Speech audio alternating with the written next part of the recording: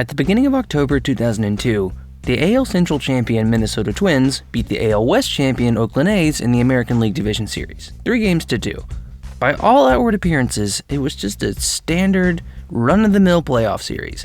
5 games, only a couple of them particularly close, between two teams who wouldn't even make it to the World Series. Nothing to see here. I mean, the A's were kind of interesting, I guess. They were doing the whole thing where they paid an entire baseball team about the same amount as 1 year of Anthony Rendon. I think Brad Pitt made a Netflix documentary about it or something. I don't know. But yeah, the 2002 Oakland A's. 103 wins, a Cy Young winner, and an MVP. Pretty dang good team with a pretty dang good season, but nothing groundbreaking, right? Just another team with a big regular season that got chopped up in the playoff baseball buzzsaw. Like the Mariners did the year before this. Definitely nothing about these A's that would, fundamentally alter the trajectory of the sport for the next 20 years and completely revolutionize the way we think about player evaluation, right? There are generally 2 camps that people fall into when talking about this A's team, and this era of A's baseball in general. The first will look at what this club accomplished, making the playoffs 5 out of 7 years, but never making it to the World Series, and thinking, well, so what? Lots of teams make it to the playoffs and lose. No matter what was going on behind the scenes, why was this team the subject of the most popular sports book of the 21st century and a movie that was nominated for 6 Oscars? If you're going strictly off of outcomes, this team didn't make any more impact on the history of baseball than a team like the 2005 San Diego Padres, who also won their division and lost in the first round, despite winning just 82 games in the regular season. I mean, the big dramatic climax to both the Michael Lewis book and the Brad Pitt movie is this: the team losing to the Twins in the first round after all that buildup.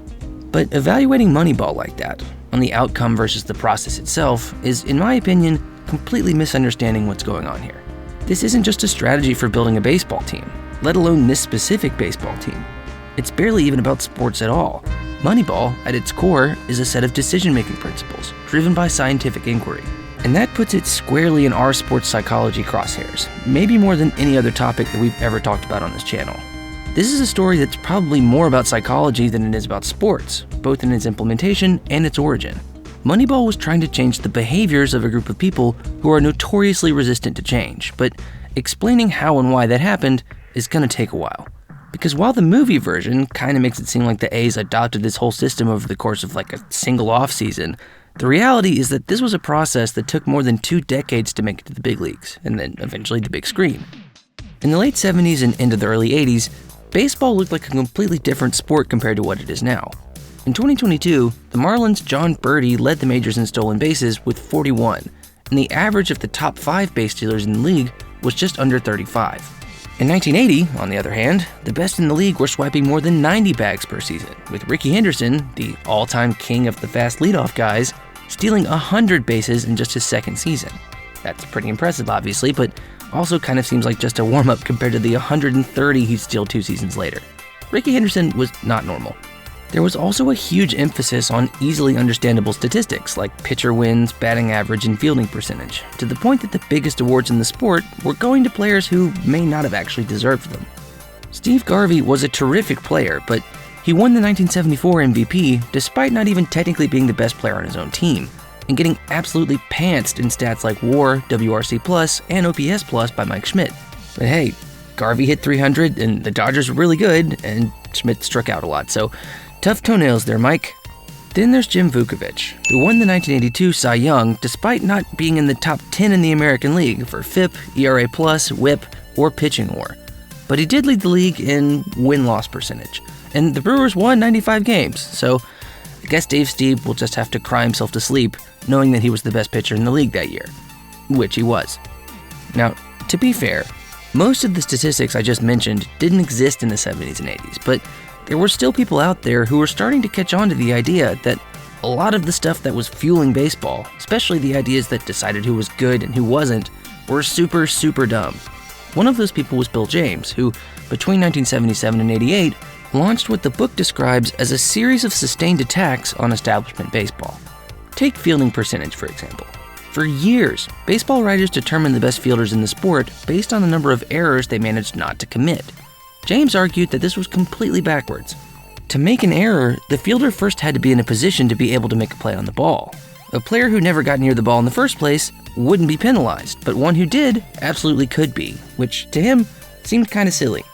RBIs were and still a big part of how batters were evaluated, but unless you hit a home run, someone has to be on base for a batter to be able to drive them in, which is not something that an individual hitter themselves can control. There had to be a better way to evaluate these guys, which is exactly what James set out to do. Through the publication of what he called his baseball abstracts, which were pretty much just a collection of essays on baseball and baseball data, James ushered in the era of what became known as sabermetrics, which was a new way of evaluating baseball empirically.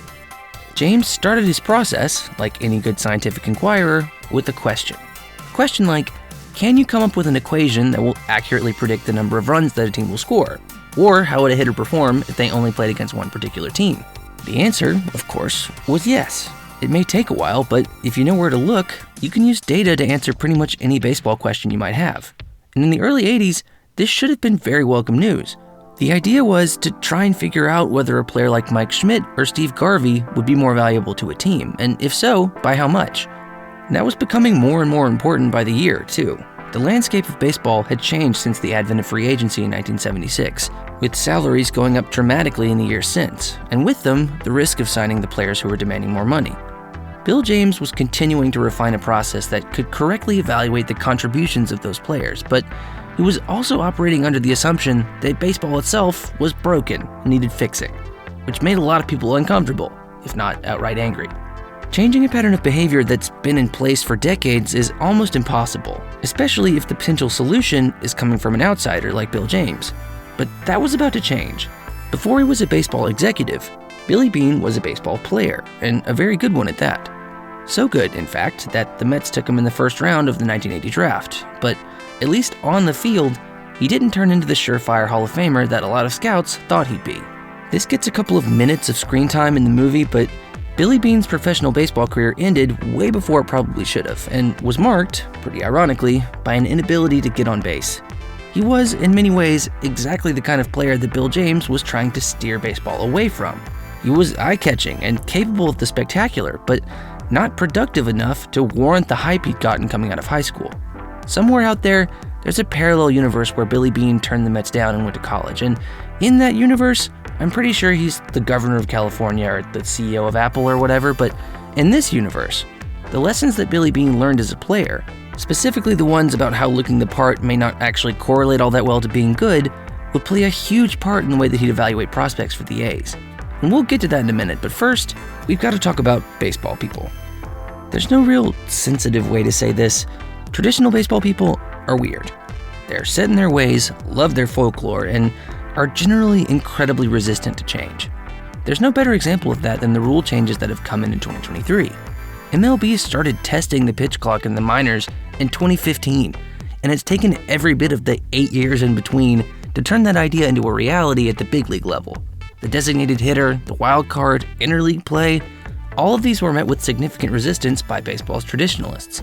So you can imagine what they thought when this group of nerds who'd never played the game started peddling something called sabermetrics, whatever that meant, that challenged them to start thinking about the game in a different way. Let's take, for example, an idea like clutch hitting. We all love a good walk-off hit, especially a home run, and there are players out there, like David Ortiz, who we associate with that sort of thing. And the raw numbers back that up. Ortiz has 11 career walk-off home runs, which is tied for 8th all time, and 2 off the first place spot held by Jim Thome. Most baseball fans would take that at face value and say, probably correctly, that David Ortiz is one of the most clutch hitters in baseball history. I mean, look at all these incredibly important hits he got at incredibly important times for the Red Sox. This man is clearly as clutch as it gets. But what do the numbers say? Because while this one at bat is obviously pretty memorable, there's a chance that it masks his performance in the other many at bats he had in similar situations. I'm going to use OPS for all of these here, which is on-base percentage plus slugging, mostly because it feels like the right balance of comprehensive and easy to understand, but over the course of his regular season career, Ortiz had an on-base of 380 and a slugging percentage of 552, giving him a career OPS of 932. His playoff OPS, by comparison, is 947, which is marginally higher, but in a much smaller sample size, you'd expect to see some fluctuation one way or the other. It starts to make a little more sense when you compare that number to those of his peers. Ortiz is currently 21st all-time in playoff OPS, tied with Freddie Freeman. So he's very good in the playoffs. Top 25 in the history of baseball is nothing to be sniffed at, but what about in other late game situations? Between 1997 and 2016, the years that Ortiz's career covered, Big Papi ranks 48th in OPS between the 7th and 9th innings. His OPS rankings relative to clutch situational stats show a picture of a guy who could do some damage when the pressure was on, but there were still plenty of people who could do it better. And look, I promise I'm not trying to disparage David Ortiz's reputation, but I think it's probably more accurate to say that instead of just being clutch, he was just good all the time. There isn't that much of a statistical difference between David Ortiz in clutch situations and all the other situations. No matter what inning it was, how many outs there were, or what month he was playing in, Ortiz just mashed. But people see plays like this, and it fits into their mental archetype of what a clutch player looks like, even if the data doesn't necessarily back it up. And I mentioned all that, first, to show that our perception of a player can be shaped pretty dramatically by just a few moments, something we'll talk about again here in a minute, but also to show how statistics can help us more fully understand what's going on in a baseball field. But some people would rather not understand that. To some, questioning these conventions at all can sound like blasphemy. To be fair to the baseball purists, embracing new ideas is hard for anyone. People in general have a tendency to revert to what's known as their mental set when confronted with a problem. By the 1980s, statistical regressions had already been run that showed numbers like on-base percentage and slugging were by far the best way to predict an offense that scored a lot of runs. But the idea that stats like batting average and RBIs were the best way to evaluate players had been burned into the brains of baseball people so thoroughly that it seemed unsafe to consider anything else. This is known as the availability heuristic. In trying to figure out who a team should sign or who should go to the All-Star game or whatever, on-base and slugging percentage might not even get mentioned, which just calcified the idea that they weren't important. As the years passed, this created a kind of reinforcement cycle inside clubhouses and front offices that continued to emphasize the importance of whatever the baseball establishment thought was important, and also continued to push the ideas of people like Bill James further towards the margins. But despite the current of baseball's most traditional ideas getting stronger and stronger by the year, there were still a few brave souls within the sport itself trying to swim against it. Oakland A's general manager Sandy Alderson was one of those people. Alderson, perhaps to his own advantage in this case, was not a baseball person. He was a Harvard-trained lawyer who'd been in the Marine Corps. When he got the job in the early 80s, he couldn't fall back on his experience in the game because, strictly speaking, he didn't have any. Alderson had been one of the people running those analyses that showed the way people thought about baseball was wrong. Things like bunts, steals, hit-and-run plays, the things that managers built their reputations on, were not the best way to create runs. But even if Alderson thought he had the secret sauce, which it turns out he kinda did, there was no way for him to be sure of anything but the theory itself. This was the real trouble with the movement that Bill James started. As well-reasoned as his arguments seemed to be, there was no way to actually see if his hypotheses were true or not. If Bill James had been any other kind of scientist, he could have run an experiment to test his theory. But this is baseball. This is not the kind of thing that you can look at in the lab. The only way to see if any of this actually worked was to try it for real, with real baseball players, real money, and real stakes. But these people were not about to completely change what they'd been doing for decades so that these dweebs could try their little science experiment, especially not with the Oakland A's, who Sandy Alderson was in charge of and one of the best teams in the league. But something was about to happen that would force their hand. After being one of the best teams in baseball in the late 80s and early 90s, the A's owner, Walter Hayes Jr., who'd bankrolled the team through all that success and run up one of the biggest payrolls in baseball, died in 1995. Pretty suddenly, Sandy Alderson and the rest of his front office went from having plenty of money to work with to having no money. Whether they liked it or not, Alderson and the A's were being thrown headlong into a new era for the organization. Bill James's theories about maximizing player value were suddenly very, very relevant for a team that didn't have very much at all to spend on acquiring players. Desperation, more than anything else, was the driving force for James' ideas to finally be used in a big way on the big stage. But Alderson wouldn't be alone in trying to solve this problem. He had a young, dynamic assistant GM by his side who had absolutely no interest in listening to what traditional baseball people had to say. The Moneyball A's are one of the most interesting case studies in organizational psychology that I've ever come across, in sports or otherwise, because they had such a clear set of organizing principles, none of which were super complicated, and all of which basically came back to the same idea. We need to sign guys who can get on base. The principle itself came from a paper by a baseball writer named Eric Walker, who argued that anything a hitter did to avoid getting out, whether or not it involved swinging the bat, was profitable. Anything he did that didn't, wasn't. Alderson told all of his managers and scouts at every level to prioritize 3 things: getting on base, hitting for power, and valuing the mental aspects of hitting over the physical ones. Players and coaches who followed these rules were reinforced with promotions. Players and coaches that didn't were punished, usually in the form of being fired or released. There was little room for artists on the Oakland A's anymore. Artists were expensive. As Alderson describes in the book, the system itself was the star of the team now. And to Billy Beane, the guy who scouts all over the country years before had expected to be both an artist and a star, but turned out to be neither, all of this was very appealing. I don't know how much of this was actually true and how much was editorializing, but if you read Moneyball or watch the movie, you very much get the impression that Billy Beane's obsession with minimizing risk was rooted in his own experience as a baseball prospect. The old baseball scouts who'd evaluated him in the late 70s had done so primarily based on gut feelings and the evidence of their eyes, a pair of factors that Billy Beane, the GM, a title that he officially got in 1997, sought to ruthlessly eliminate. You see this in the movie, in the scene towards the beginning where he meets with the scouts. Real-life Billy Beane was also not super interested in discussing how good a guy's body was, or whether or not he was soft, or, this. Got an ugly girlfriend. What's that mean? Ugly girlfriend means no confidence. Okay. Oh, no, you guys are full of it. All of these things were subjective, the tropes that Michael Lewis calls the eternal themes of baseball, which I love, and it was Billy Beane's mission to not only ignore them, to focus on more objective measures, but to weaponize them for his own benefit. He didn't want the A's to be, quote, victimized by what their eyes told them about a player, an idea he got from his assistant GM, Paul DePodesta, who we haven't really mentioned yet, but we should absolutely talk about. Jonah Hill's character in the Moneyball movie, Peter Brand, is basically an avatar for not only Paul DePodesta, but also the entire sabermetrics movement in general. When he's giving Brad Pitt his monologue in the Cleveland Indians parking garage about how dumb baseball scouting is, what he's really doing is summarizing the real-life convictions of men like Paul DePodesta, as well as the consequences of them going unheeded. DePodesta's manifesto about baseball psychology basically goes like this. First, baseball people generalize from their own experiences way too much.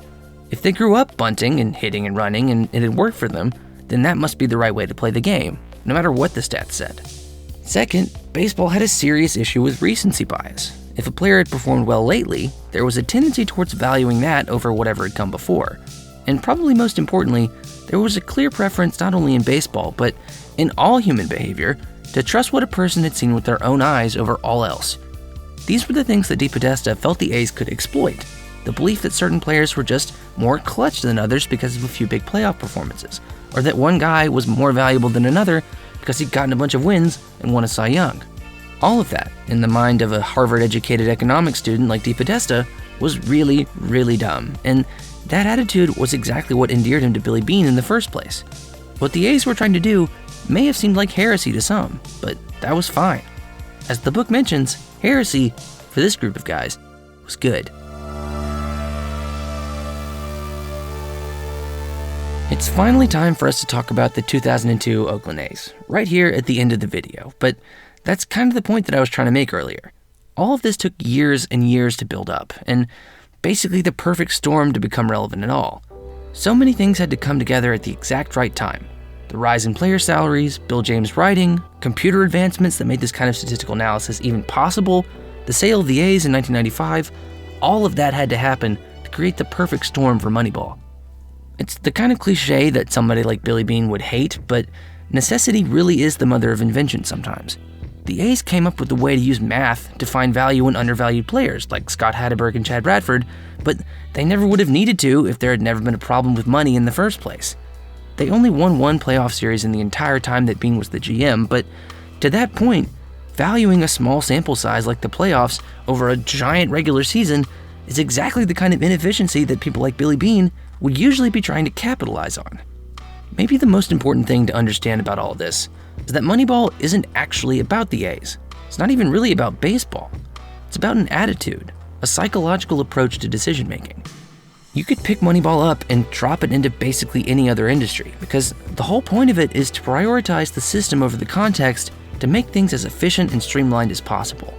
It was created initially by an economist, refined and implemented by a former Marine and lawyer, and ultimately supercharged by a bunch of guys who either never played the game at a high level or openly rejected the ideas of those who had. At the end of the movie, Billy Beane sees one of his prospects, a guy named Jeremy Brown, who real-life Billy Beane actually did draft despite his scouting department basically begging him not to, hit a home run without realizing it, and asks, "How can you not be romantic about baseball?" It's a great line and a very satisfying end to the movie, but I think it's pretty telling that Billy Beane's threshold for romance is one of his many, many unconventional personnel decisions, doing something that proves the system actually works. Devotion to the process means that this minor league home run means just as much as this consecutive wins record or this division championship. When I started reading Moneyball, I knew from the first couple of chapters that there was going to be a lot here, but I honestly had no idea how many complex psychological layers there were to this thing. And I say were, but even if you're a casual baseball fan, you know that these ideas are still very much in place and heavily affecting the game today. Teams all over the league are packing their front offices with analysts to try and get any kind of edge, so much so that even Commissioner Rob Manfred has come out and questioned whether there's even an edge to gain anymore if everyone's chasing it. If you were a certain type of baseball fan, it would be all too easy to point the blame for that all the way back to the A's of the early 2000s. But this is not even close to what was going on with Moneyball. True Moneyball is about defying convention and using other people's biases against them to create something new. Almost definitionally, you can't do that if everyone is trying the same thing.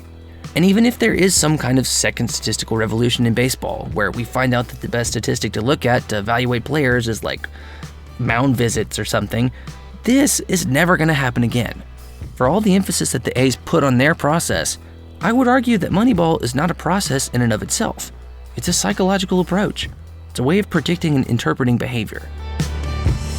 And Billy Beane may cringe a little if he ever somehow hears this, but it's also a piece of baseball folklore now. And as much as he may downplay the significance of what he and his team have accomplished and the importance of outcomes when evaluating a system, even he has to admit that starting a revolution that's still chugging along 20 plus years later is a pretty cool one.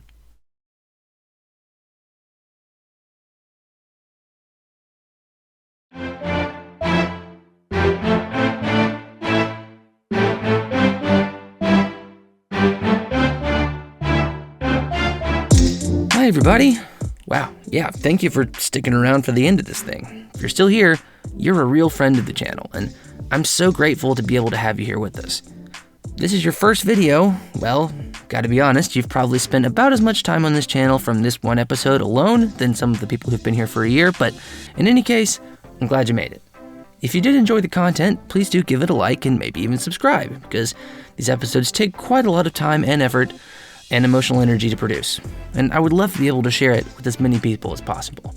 The next video will be a mailbag, so if you have a question you want me to look at, you can put it in the comments, or tweet me, or email it to me at the address listed below. Thank you guys for watching, and see you next time.